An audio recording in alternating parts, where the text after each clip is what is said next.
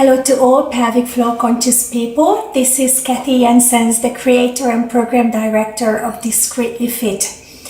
June is Pelvic Organ Prolapse Awareness Month. So in this video blog, I'd like to provide you a quick and simple review of how your pelvic floor muscles can help to prevent a prolapse. Now, since the pelvic organs are located in the pelvis, a good place to start is reviewing where they are. The bladder resides just above and behind the pubic bone. There is a small tube originating from the base of the bladder called the urethra, through which we empty the bladder. The uterus sits behind and above the bladder. The vagina connects the uterus with the outside world. Next, you can see the rectum and the anus sealing the end of the digestive system. There are several elements working together to keep these pelvic organs in the anatomically correct position.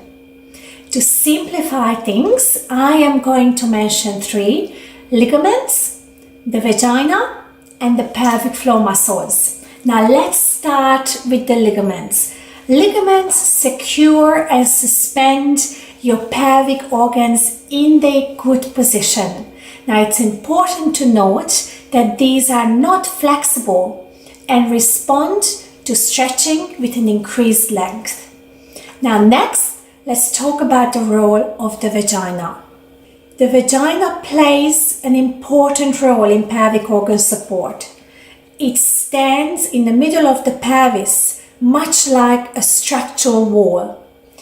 It resists the displacement of the bladder towards the front, the rectum towards the back, and it helps to keep the uterus up nice and high in the vagina. Now last, but certainly not least, are the pelvic floor muscles.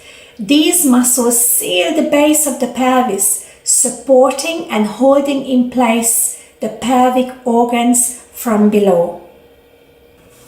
Now let's explore what happens when your pelvic floor muscles weaken. When they are in optimal condition, their tone is similar to the tone of your blown up cheek, firm and bouncy. When they grow weak, however, they become thinner and softer and they begin to sink. As a result, the pelvic organs above them have no choice but to follow the sinking pelvic floor and stretch on their corresponding ligaments.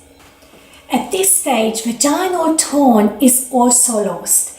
This is because it was the pelvic floor muscles in the first place that provided the vagina in its good condition.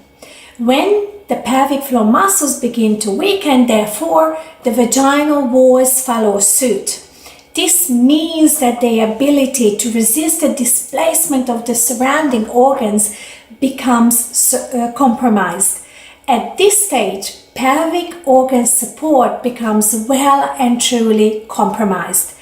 As a result, one or more pelvic organs can push into the vagina and descend. Depending on individual factors, it could be the bladder herniating into the front vaginal wall, the rectum herniating into the back vaginal wall, or the uterus sinking down into the vagina from above.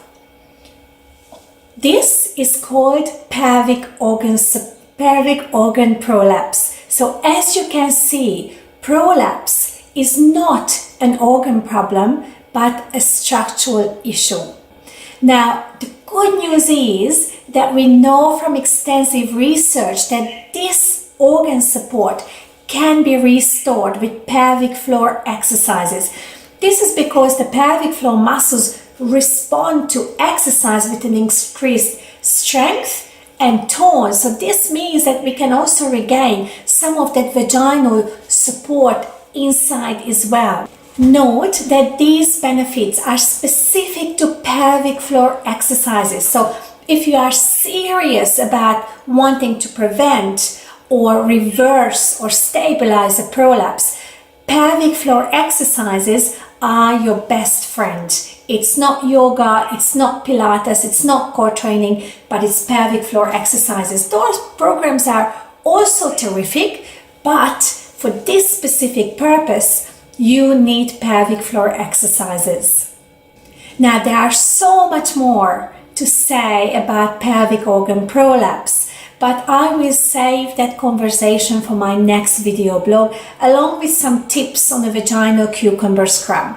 For now, if you're serious about pelvic floor exercises, check out one of my courses that you can attend online or in person in Sydney via discreetlyfit.com.